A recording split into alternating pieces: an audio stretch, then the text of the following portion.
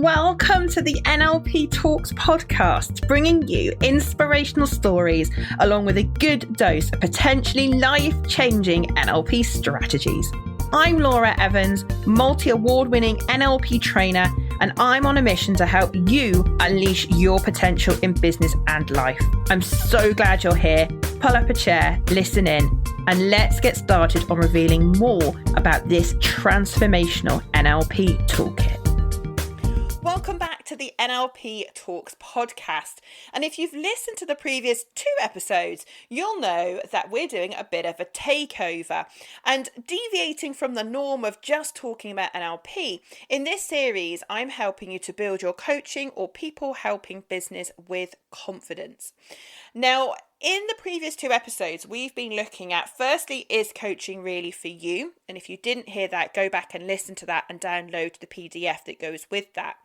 And most recently, we looked at why qualifications don't pay the bills. Now, in this episode, we're going to turn our attention to actually building and the business architecture of a people helping business. So today's episode is a taste of the kind of thinking and exercises which I teach inside our program Inside Track. Now, this sits within the Confident Coach Business Academy within the Laura Evans Coaching and Mentoring Limited business. You can find all the details by going to thelauraevans.co.uk. Find the Confident Coach Business Academy and Inside Track will be there. Because before you build a website, before you create a logo, before you start posting on social media or announcing that your business is open, you need to get this architecture and business planning phase right. I want to help you avoid launching something that is reactive, where you're shooting for the hip, probably because you're excited about the new modality that you have just learnt about. And I want to help you do some intentional design work before you go launching anything. So grab a notebook and a pen and a large cup of tea or whatever it is that you enjoy drinking, because this is going to be a really practical podcast episode. So let's get started. Now, I've learned over the years that there are essentially 3 main hats that any business owner in the people helping space wears. Now, your success is in part determined by how much time you spend wearing each of these hats. Hat number 1 is the marketeer. Hat number 2 is the business owner. And hat number 3 is the coach, therapist, or trainer. Essentially, hat 3 is the thing that you really love doing. And most people are desperate to wear hat number 3. They're desperate to get to do the thing that they love because they love helping people. They love helping other people achieve transformation. I mean, let's be real. That's why we are all in this industry. But the cold, hard truth is that you have to earn the right to do the thing you love. If nobody knows you exist, you don't get to coach. If you don't understand how revenue is generated, you don't get to coach. And if you don't understand positioning, you still don't get to coach. So here's the first exercise. I want you to get a piece of paper. I want you to write these 3 hats down and do yourself a little hat drawing to go with them. And ask yourself this question: which hat am I emotionally most attached to? An interesting question. Which hat am I emotionally most attached to? And secondly, which hat am I avoiding? Now, be honest. If you're avoiding the marketeer hat because it feels exposing, because you'll subject yourself to the chance of criticism, then do you know what? That's exactly where your growth area is. And I say this with much warmth and with an arm around your shoulder. You cannot build a successful coaching business hiding behind the coach hat. It just can't be done. Unless, of course, you're paid full-time by someone else, and then that's different. But if you want to run a successful business, you've got to start to think about how you're going to design this business. And today we're going to be focusing on wearing the business owner hat. We've got to get this business designed well for you. I learned a long time ago that successful businesses in the people helping space generally tend to have been built on 3 different pillars, or if you want to use the triangle analogy, there are 3 sides to the triangle. And the 3 sides of the triangle are joy, profit, and competence. Miss one of these, and in my experience, the structure tends to collapse of this business. So let's work through each of these in turn. Get a pen and a piece of paper, and let's do this as a session together right now and get you starting to really think about the design of this business. So first of all, you want to build a business that brings you joy. I mean, heck, why would you be doing this if you didn't want to build a business that brings you joy? You might as well go and get a job working for someone else. So how can you bring joy into your business? Perhaps for you, it could be down to the types of people that you enjoy helping. Perhaps it's a particular type of problem which they have that you enjoy helping them to solve. Maybe it's a particular dream which they have that you love helping them to realize. Maybe how you bring joy into your business is down to how you operate your business. For example, if you enjoy being by the sea, then maybe you do your coaching retreats or breakthrough sessions overlooking the sea because that's what brings you joy. Maybe flexibility is the name of the game for you, and therefore building a business which is predominantly online might enable you to bring joy into your business. Maybe you like doing work one-to-one with a client, and that's what brings you joy. Or perhaps you like doing workshops or group coaching programs. Think about what gives you energy. Think about when you are at your best, when it's not hard, when it doesn't feel like you're pushing water up a hill, when things are in flow, when you are absolutely enjoying what you're doing. Think about what's present in those moments. Perhaps if it's suitable for you and it's safe for you to close your eyes, you could close your eyes and just take yourself back to a time when you were really enjoying doing something. And what was present in that moment that's not usually present? And what was absent in that moment that perhaps you usually experience? It's a really interesting exercise. It doesn't have to be around a coaching or therapy situation, but just as a human being, what are the types of things that give you energy and bring you joy? Equally, you might want to pause this podcast episode and think about the types of things that drain you. Those things that you want to ensure do not appear in your business, or at least you take steps to reduce them as far as possible. Because if you want to enjoy running this business, if you want to enjoy turning up every day, then you've got to design a business that brings you joy. What is going to get you out of bed in the morning with a spring in your step where you're going, yes, I get to work with this client today or help someone solve this type of problem? This is a really, really important part of your business design. Joy. What is going to bring you joy, and how do you design that into your business? Now, another section of our triangle is, of course, profit. A business designed to make money makes money. This is where many people get uncomfortable, and if talking about profit and money makes you feel uncomfortable, then do go and check out the podcast episode that I did a while ago around the money mindset. This uncomfortable feeling that you might currently be experiencing is just signaling to you that there's more money mindset work for you to do. Be excited and pleased that you've uncovered another thing that you can work on, and go off and work on that. Profit is not about greed.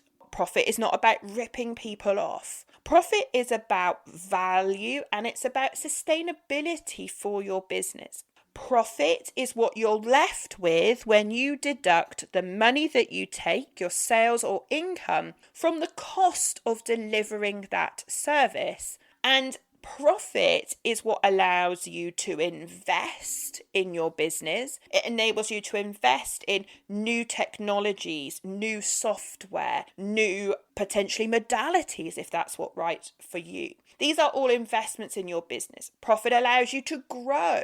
It enables you to bring on board team members to help you in your business, do the things that they're better at than you are. If you've ever come across Lynn, who helps me with the Unleash Your Potential business, you'll know she is so efficient at what she does, much better than I am. I'm the person that's the front person, and I know where my strengths lie. And I also know where Lynn's strengths lie. And so having somebody in your business to support you enables you to spend the time on the things that you are best at and enables you to grow. You need to think about, as a business owner, as your business grows, how are you going to be able to sustain that? And this is all coming from your profit. Profit also allows you to have sustainability and stability within your business. The more you design this business to enable you to have profit at the end of the day, the bit that's left over once you've actually done the true cost of sale, that enables you to have stability in your business. It enables you to have what I call a slush fund or a buffer in your business. Profit also allows you choice, enables you to have the freedom to make the decisions which are right for you. You do not want to be in a situation where a new fantastic opportunity comes your way and you're sat there going, but I don't have the money to invest. You want to be able to do that for the growth and stability of your business. So here's another exercise for you to think about is how much money does this business need to generate to make it worthwhile? Not fantasy, not six-figure businesses because Instagram tells you should say that. The real amount. What number makes this business viable for you? And write that number down. Because vague targets create vague effort. They mean that you may or may not show up in your business. Whereas if you have a clear target of the profit that you want in year 1, year 2, year 3, for example, you're going to show up differently in that business. A hack that someone gave me years ago was if you really, really want to get a number, you want to chase a number, you've got to get that number written down somewhere. For example, if you want your business in year 1 to generate £5,000, then make that the PIN number on your mobile phone so you're punching it in every day, or do something like that so that you can really get focused on what this profit target is for you. I can promise you, I have seen it time and time again. Vague targets create vague effort and you just lack the clarity in your business. Now, the third side of the triangle is competence. Now, here you want to focus on making sure that you are the best you can be at whatever it is that you do. So become a highly skilled coach. Get the practice so you become proficient at the service that you provide. Here, the uncomfortable truth is that if your business is struggling, it's rarely because you're not a skilled enough coach. It's usually because you lack business competence. But that's fixable. That's why you're here, right? And that's why you want to learn about setting up and designing a successful business. Perhaps if you've got paper with you, draw a triangle and write the 3 sides of the triangle, joy, profit and competence, and rate yourself on each of the sides of the triangle on a scale of 1 to 10. 10 is, yeah, nailed it, I'm on it, it's all good. And 1 is the biggest area for improvement. And see where your strength lies and see where your biggest opportunity is. This is the thing that you need to lean into, and this is what is going to make the difference.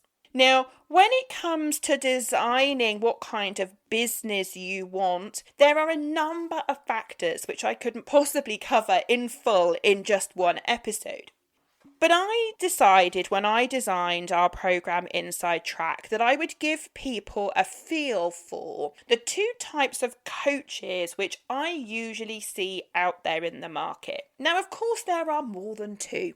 But primarily, I find that people fall into one of two categories. Now, I'm going to use a couple of metaphors here to help me to explain. Now, the first one is the lighthouse metaphor. So this is where a coach really enjoys helping people get past their challenges. You act as if you are the lighthouse for them in their storm. The clients that are perhaps overwhelmed, are lost, uncertain, looking for direction, and you shine clearly and consistently as a way in which they could step forward and become empowered to make the change that's right for them. Now, the right mindset is what gives people the ability to reframe their thoughts, shift from a place of fear and doubt to one of empowerment and possibility. And of course, this is where you step in. A mindset coach can help individuals shift their perspectives, embrace change, discover growth opportunities that lie ahead. And the world is hungry for guidance and support for people like this.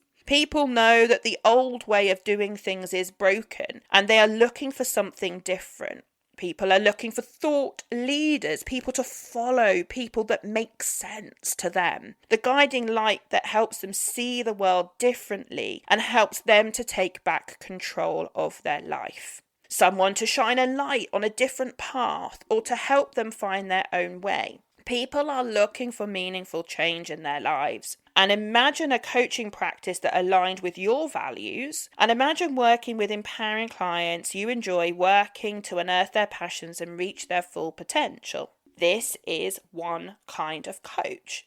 Now, equally, you might be someone that enjoys work in a completely different space. And here I'm going to use the example of the climbing guide metaphor. So imagine your potential clients as climbers of mountains who've already reached an impressive height. They are already at perhaps the top of their game, skilled and performing at a great level. Their life is already fairly fulfilled and they've got a solid base of achievements already behind them, just like the foundation of a mountain. However, they see peaks in the distance, higher, more challenging summits that promise growth, accomplishment, and new perspectives, the ability to refine their skills, to stretch themselves. These kinds of clients are not looking to be rescued. These clients are looking for high-performance coaches that become their climbing guide, for want of a better word, not because they're lost, but because they want to reach places that they have not yet been. You might study their strengths and weaknesses, identify the nuances that take them from good to great. You help them prepare for the journey ahead, refining techniques, expanding their resilience and unlocking untapped potential. You help them to become even better than they already are, breaking through any limitations that might potentially stand in their way. You are there to inspire, to strategize with them and provide them with fresh perspectives. This is more what I call the high performance type of coach. Now, neither is right nor wrong, but this is just two. Like I say, there's so many different types of coaches out there, but this is just two different styles of coaching. And this could help you decide how to bring more joy into your business. Which excites you more? The kinds of clients that are looking for the lighthouse in their storm, or the type of client who's looking for the climbing guide to help them summit the next peak? Because in the marketplace, you can't really be both. And this is one of the big problems that I see with people helping businesses.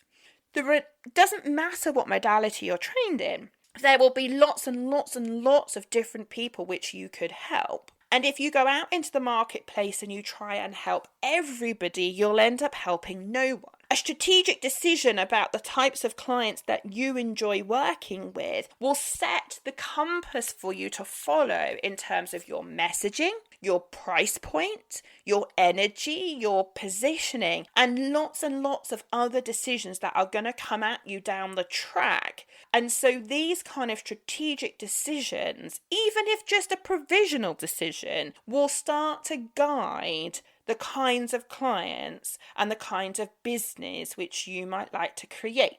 It's worth pausing the podcast episode to just ponder over this very point. Now, when you've decided strategically the kind of direction that you might like to go in, the next thing I would encourage you to do is to really start to properly think about who your ideal customer is. Now, some people call it your avatar, some people call it your ICA, or there's so many acronyms. But essentially, when you sit down to do your therapy, your coaching, and when that door of your office opens, either physically in person or metaphorically if you're doing your coaching or therapy and so forth online, when that ideal customer walks through the door to see you, who is that person?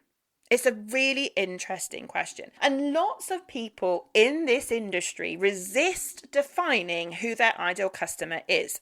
I always use the metaphor of a dartboard. Now, if you've ever played darts, you'll know that the whole point is to throw the dart at the board, and your aim is to get the bullseye. But if you don't even know where the metaphorical dartboard is, let alone where the bullseye is, how on earth do you expect to find it?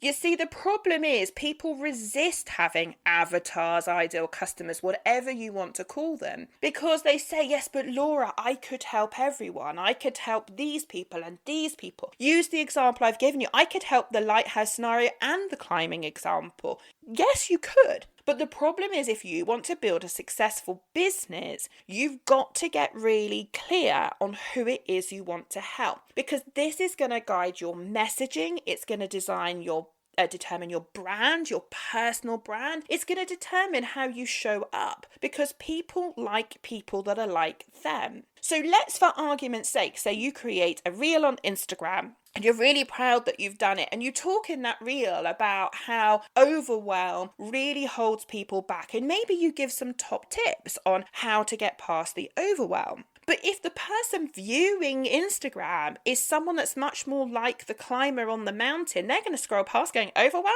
What overwhelm? I just do it with willpower. I just push on through. They're not going to resonate with your content because it doesn't speak to them. So you really do need to stop and think about, who is that ideal customer? So if they were to walk through the door, you would know they were there. Now, all right, life is not perfect, and you might not get what I call 100% of a dartboard, the bullseye, every single time. Of course you won't. But what you will do if you get clear on this ideal customer is you'll end up with what I call 80%ers or 90%ers walking into your coaching or therapy room. They might not fit your ideal customer perfectly, but there are absolutely echoes of that ideal customer in their challenges and their problems, because they're seeking you out and they're coming to find you because of the kind of way that you're showing up in the world, the visibility and so forth you have in your business. So let's do this properly and really sit and think with a piece of paper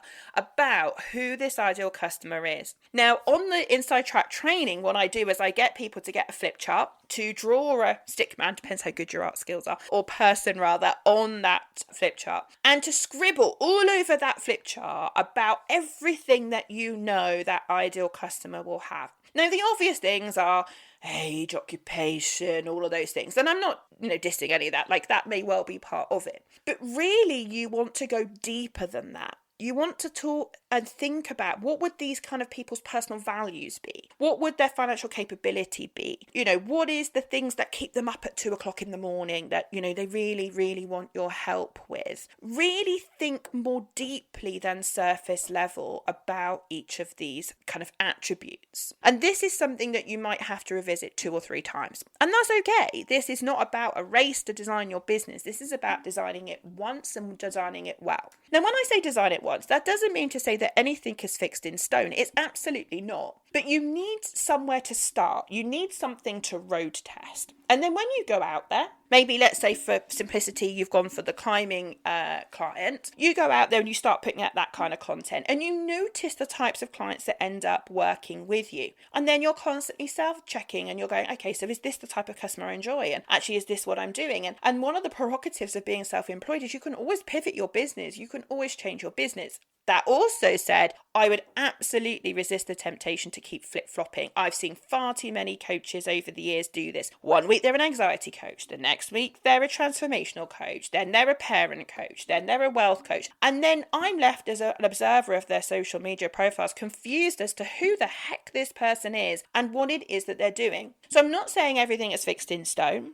I'm also not saying you need to flip-flop every single week depending on the way the wind blows, but absolutely there's flexibility within this for you to change and nip and tuck and tweak depending on how you get on when you actually start going. So do spend the time properly thinking about your ideal customer. Now, the next thing I'd encourage you to do is have a think about what you are able to offer. And I use the analogy here of a warehouse and a shop. So this is the fun bit. I love this bit. So I get people to do what I call the warehouse exercise. And again, I like a great big flip chart pad if you've got one, and a packet or 3 packets of post-it notes. And I get people to brainstorm onto the flip chart page every single thing they could possibly offer. Now, at this point, there's no filtering, there's no judgment, it just becomes a list. Think of the biggest warehouse you've ever been in and all of the things that are available in that warehouse. And you're going to create this huge warehouse of all of the things you could possibly offer, from all of the jobs you've had before, all the trainings that you've done, one-to-one, group trainings, workshops, VIP days, retreats, memberships, speaking opportunities. I could go on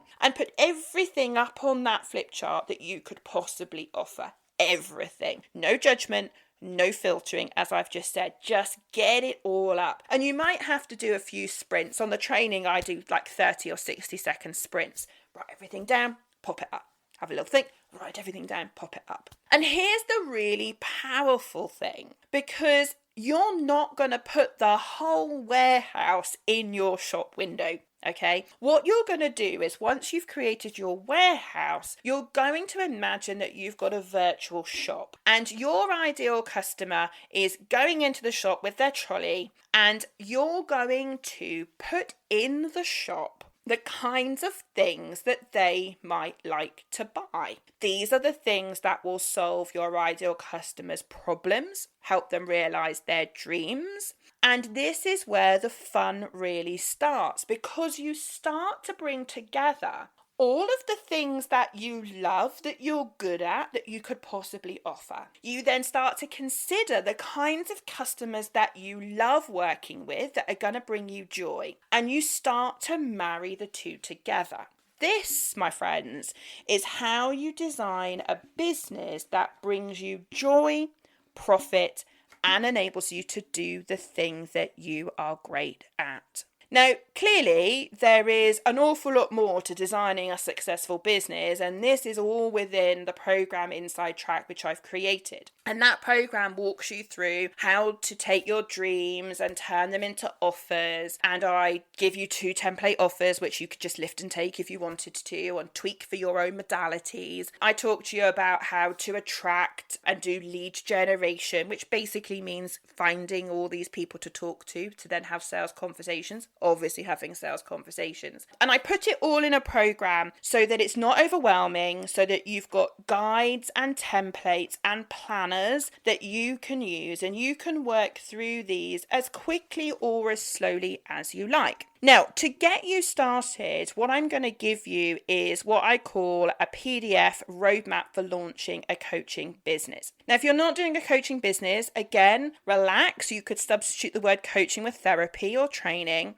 And this 2-page PDF is just designed to give you an overview of some of the key steps to launching a business. Let's be real. It's not an exhaustive list. It's certainly not the size of the almost 200-page manual that goes with Inside Track, but it's certainly going to give you a great place to start. So if listening right now, you're thinking, this all makes sense, good, but thinking is not enough, then pause the podcast and do one more exercise. Just one. Write down the hat you've been avoiding, the type of business you're building, and thirdly, the one problem you want to be known for solving. Momentum comes from movement, and you don't need to feel fully confident to start designing. You just need to be willing to start.